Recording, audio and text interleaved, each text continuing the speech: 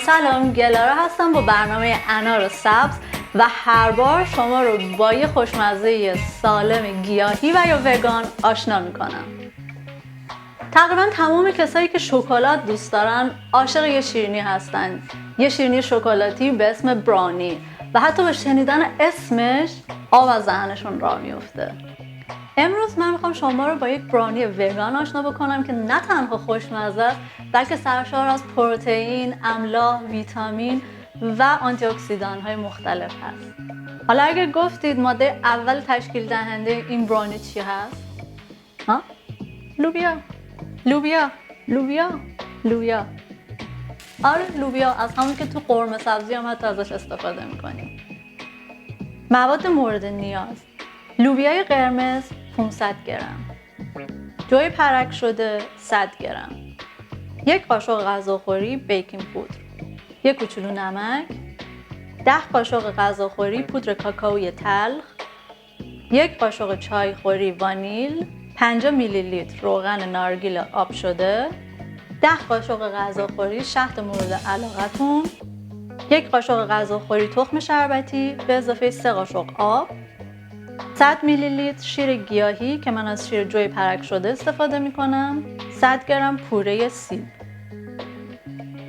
اگر دوست داشتید میتونید 50 گرم شکلات خرد شده و یا 2 قاشق مغزهای خرد شده، مغز گاو و گوسفند نه، مغزهای مغذی مثل بادوم، گردو و یا فندق استفاده بکنید که اگه این دوتای آخری رو از برانیتون حذف بکنید یک برانی رژیمی دارید و با این دوتا یک کوچولو خوشمزه تر و شبیه تر به مزه برانی واقعی هستش، ولی خب یک کوچولو هم کالریش بالاتره. من اول خیلی سریع نشون میدم که شما چطوری میتونید شیر جوی پرک درست بکنید. برای نیم لیتر شیر احتیاج به 50 گرم جوی پرک داریم و 500 میلی لیتر آب. جوی پرک و آب رو داخل میکسر میریزیم و میذاریم به خوبی مخلوط بشه. بعد از اینکه خوب مخلوط شد، همه محتوای داخل میکسر رو توی صافی ریخته و حسابی میچلونیم تا شیر از خرده های جو جدا بشه. و به همین سادگی یه شیر غلیظ و سفید گیاهی داریم که توی انواع و اقسام خوراکیایی که توش از شیر استفاده میکنیم میتونیم از این هم استفاده بکنیم. درست کردن سس یا پوره سیب هم خیلی آسونه. 200 گرم سیب رو پوست میکنیم، خرد میکنیم و توی یک قابلمه کوچیک 20 میلی لیتر آب میریزیم و 2 قاشق شهد خرما یا انگور اضافه میکنیم به اضافه یک کوچولو وانیل، دارچین و یک قاشق غذاخوری آب لیمو. روی حرارت اینها رو با هم مخلوط میکنیم و سیب‌ها رو اضافه کرده میذاریم تا نرم بشن یه مقدار. بعد با قاشق یا همزن دستی حسابی پورش میکنیم و اگر بیشتر هم درست کردید میتونید توی شیشه دربسته توی یخچال تا مدتی نگهداریش کنید. شما به جای شیر جوی پرک از هر شیر گیاهی دیگه میتونید استفاده بکنید. شیر بادوم، شیر سویا، میتونید از سوپرمارکت‌ها تهیه بکنید. من ترجیحم اینه که خودم درست بکنم، خیلی آسونه و زحمتی هم نداره. پوره سیب هم همینطور. پوره سیب هم خونگیش یه چیز دیگه است و سالم‌تره. لوبیاها رو هم از قبل 24 ساعت توی آب خیس بکنید. آبش رو چند بار عوض کنید. دلیلش هم خودتون بهتر میدونید چیه. بذارید حسابی پخته بشه ولی به مرحله نرسه که لوبیاهاتون له و لورد شه. لوبیاها رو توی آبکش ریخته و حسابی میشوریم تا آبی که از آبکش در میاد کاملا زلال باشه تا مطمئن بشیم که مزه لوبیا و لرزش توی شیرینیمون احساس نمیشه. 3 قاشق آب رو به چیا سید که همون تخم شربتیمون هست اضافه میکنیم تا لعاب بندازه. فر رو هم روی 180 درجه سانتیگراد روشن میکنیم تا داغ بشه. جوی پرکمون رو توی میکسر ریخته و حسابی میذاریم که زده بشه و تبدیل به آرد بشه. بعد بهش پودر کاکائو، بیکینگ پودر، وانیل و نمک رو اضافه میکنیم و یک کوچولو مخلوط میکنیم. توی مرحله بعدی شیر گیاهی، پوره سیب، لوبیا، شهد، روغن نارگیل رو اضافه میکنیم و حسابی میذاریم مخلوط بشه. ترجیحاً از روغن نارگیل استفاده کنید چون خیلی خواص زیادی داره، ولی اگر در دسترس نداشتید روغن‌های گیاهی دیگه هم میتونید جایگزینش کنید.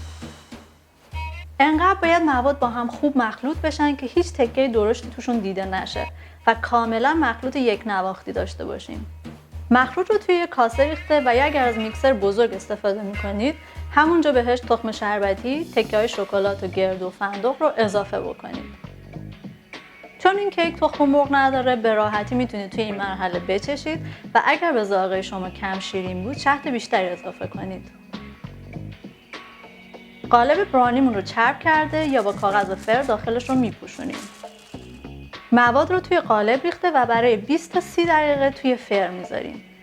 از دقیقه 20 به برانی باید سر زد و تست خلال دندون رو انجام داد. لازمه که تاکید کنم برانی باید یه مقدار خیس باشه و اگه یه مقدار مواد به خلال دندون بچسبه اشکالی نداره. وقتی که برانی پخت اون رو بیرون میاریم و چند دقیقه میذاریم خنک بشه. بعد از توی قالب در آورده و برش‌های مکعبی میزنیم.